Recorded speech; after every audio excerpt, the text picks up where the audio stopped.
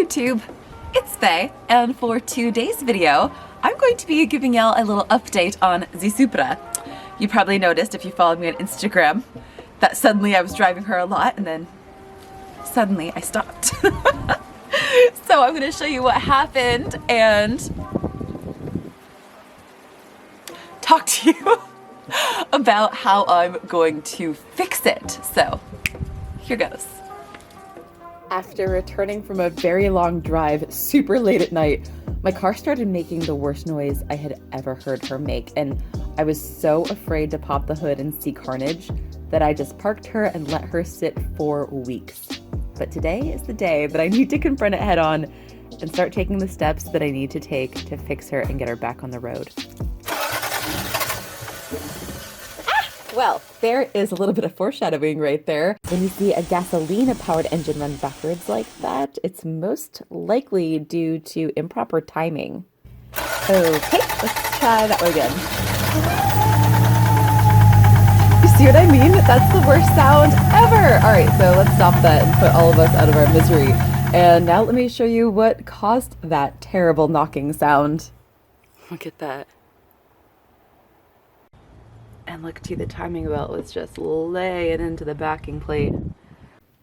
It's like the threads don't look that bad in there. It's a weird thing. Well, that could have been pretty catastrophic. So here's what happened. My cam bolt backed out of the camshaft and backed this, actually caused quite a bit of damage. The pin moved back and forth in there and hollowed out. I mean, that's freaking crazy. I drove for quite a bit. I drove way up to Temple and then back down to San Antonio. But the first time, this is actually the second time this happened. The first time this happened, I totally, of course, blamed myself. I was like, Faye, you call yourself a mechanic and you can't torque a bolt properly. Like, this is such an important bolt in an engine build, and imagine if this was to be an interference engine. Thankfully, the 7M is not. So, I was so frustrated at myself, you know, checked everything, applied red Loctite to the bolt, put it all back together, torqued it properly, and I was like, okay, you're never gonna make that mistake again. Also got a brand new pin from the dealership, because they still make them, believe it or not. Put it all back together, everything was great, drove for a while, and then it happened again.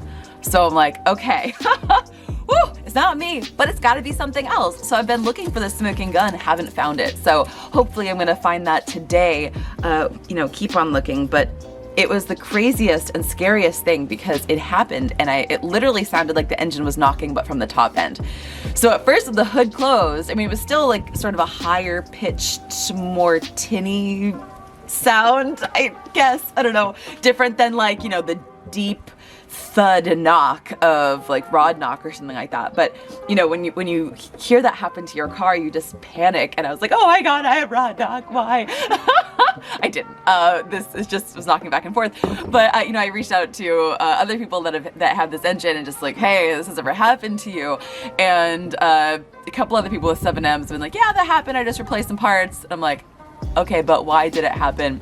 Reached out to Aaron of Drift Motion. He was like, oh, I've seen this happen on a 1J and 2JZ engine before as well, and just replace the parts. So could I be overthinking it? And yes, I'm sure I could be overthinking it. But I would really like to find the smoking gun. I would like to know why this happened. So anyway, I decided to start out completely fresh, and I'm going to be removing both the cams and replacing both the cams and replacing both the cam gears, replacing the factory cam bolts with ARP, and also replacing both the pins. So I'm going to be starting that process today. I don't think I have parts yet. I have not checked the PO box, but I'm going to be starting the process today and dropping off the cams at the machine shop, just get them checked out, make sure that there's nothing wrong with them, and then also sort of just re-feeling what these bolts feel like when they're going in, making sure that there wasn't any resistance that I was missing or anything else like that. So that's what I'm going to be doing today, and I'm sure I'm going to cut out most of that intro because I've been talking for 3 minutes, and who the heck wants to hear that? Just show us the Supra, Faye. Okay, will do. Hey, BB. So as you can tell, I already took a lot of this apart.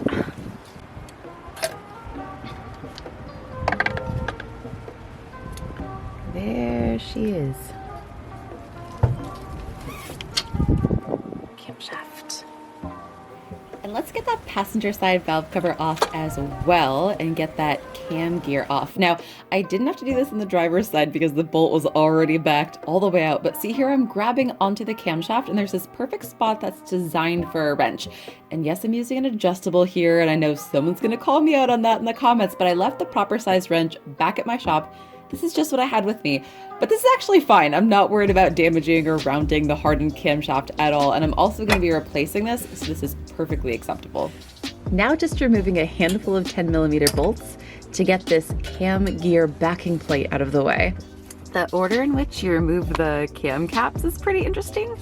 And yeah, this is the factory repair manual. But we're gonna start with number 1, and then with 2, 3, 4, 5, 6, 7. Isn't that weird? It's not what you expect, right? So follow in this order, and they say loosen each bearing cap bolt a little at a time in the sequence shown. So we shall do that.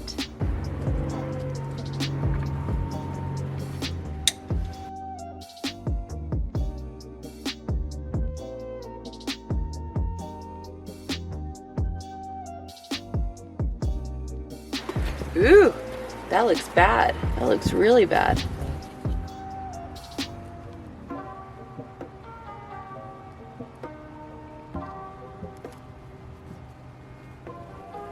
Hello. So it is the next day, and today I will be taking the head off of the Supra, and I hope I can get it done before the epic rainstorms start. However, we shall see about that. Here goes.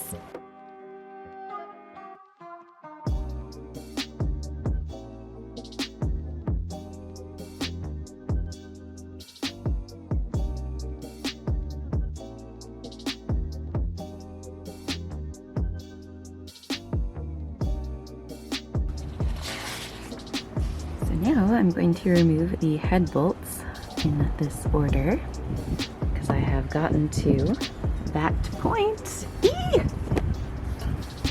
You can see the damage on the head. It's not that bad, but still, now we know that the cylinder head is warped. I will definitely need to get the line board for my new cams. So, plus it's gonna be nice to just clean up some of this mess.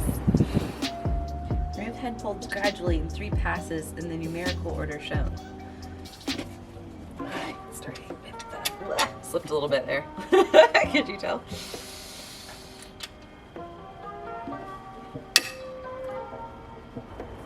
It's not a very good position. Should never push a wrench. Okay.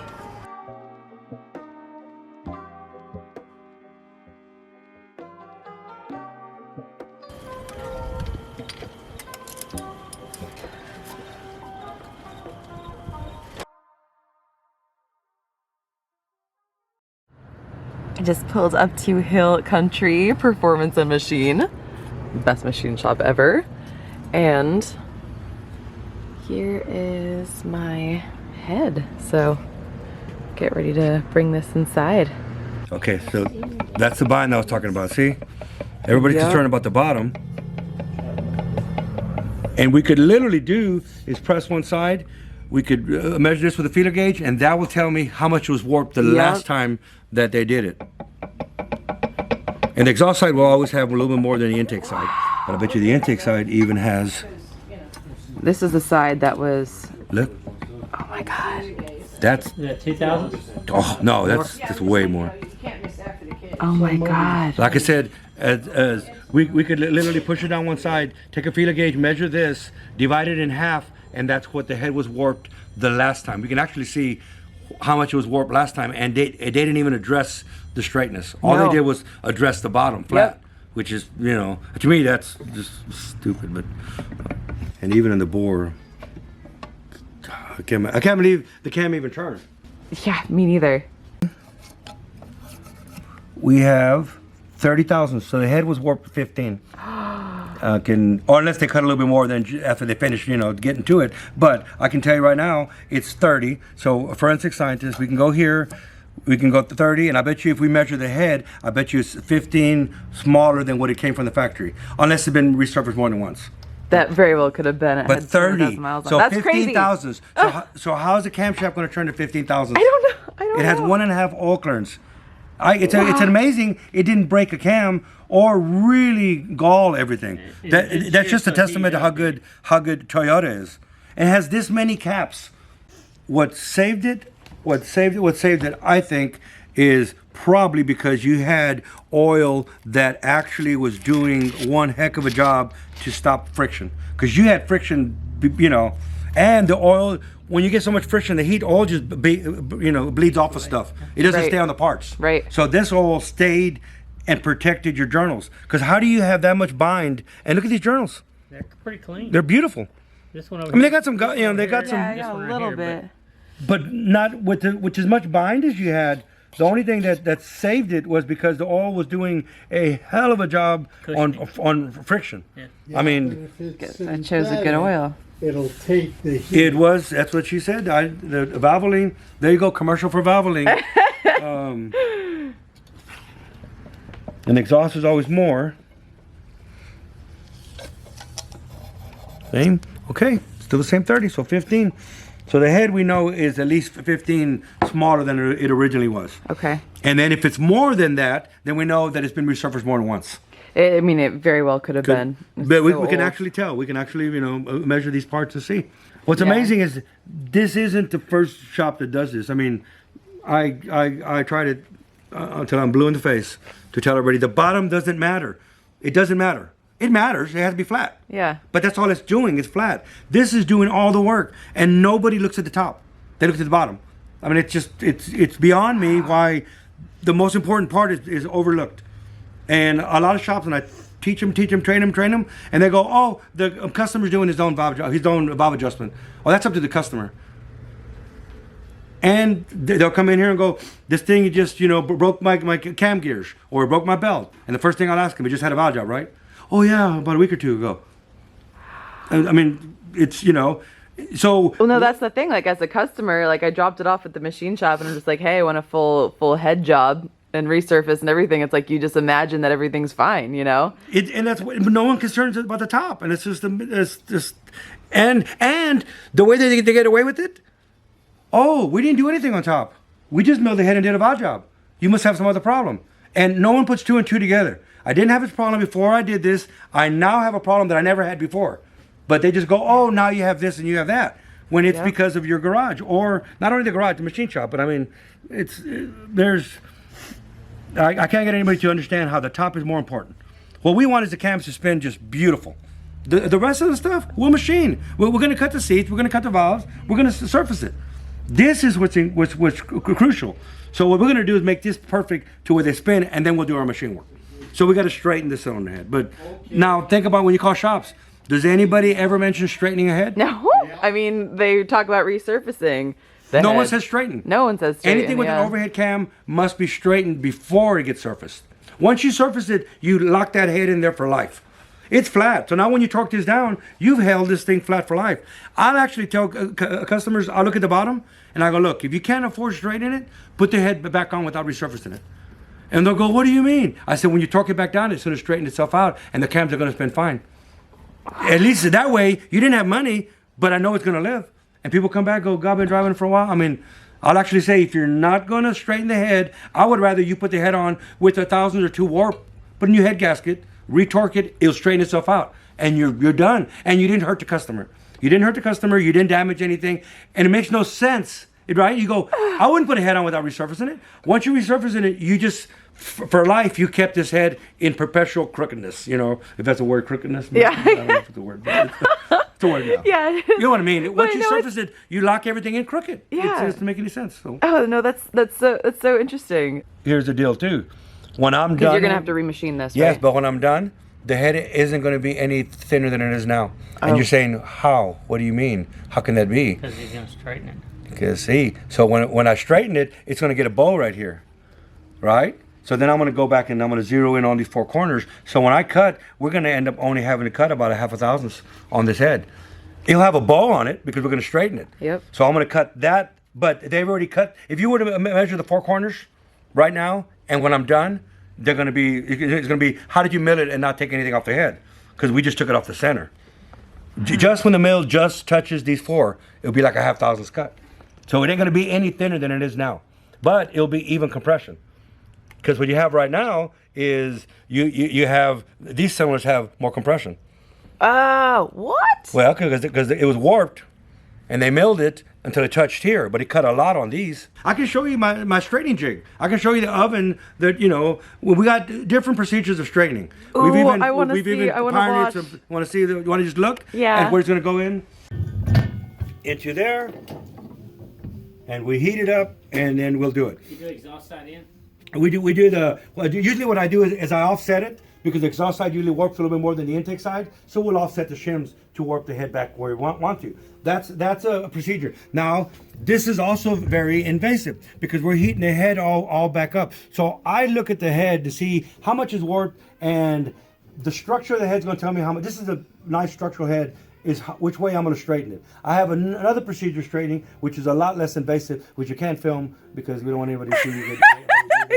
I don't know. But mine's going to go on this one. I'm gonna look at it. We may use that one. And here's the deal: we don't want to. Now I get the head straight. We got it so hot, and we straighten it, and then we drop all your seats out the head because it's sitting there. One thing you don't want to do is slam the door when it's hot. Expand it and being straightened, and then you slam the door and you open it up, and there's seats laying down here in the bottom. To be continued. Isn't Danny the most fascinating human ever? He has taught me so much, and I am so grateful to have found him and Hill Country Performance, and I'm so glad that they're going to be building my head. So stay tuned. Parts come today, if you're watching on Monday, from Drift Motion to finish this head build. So I will keep you in the loop. Stay tuned, and I'll see you in my next YouTube video. Okay, bye.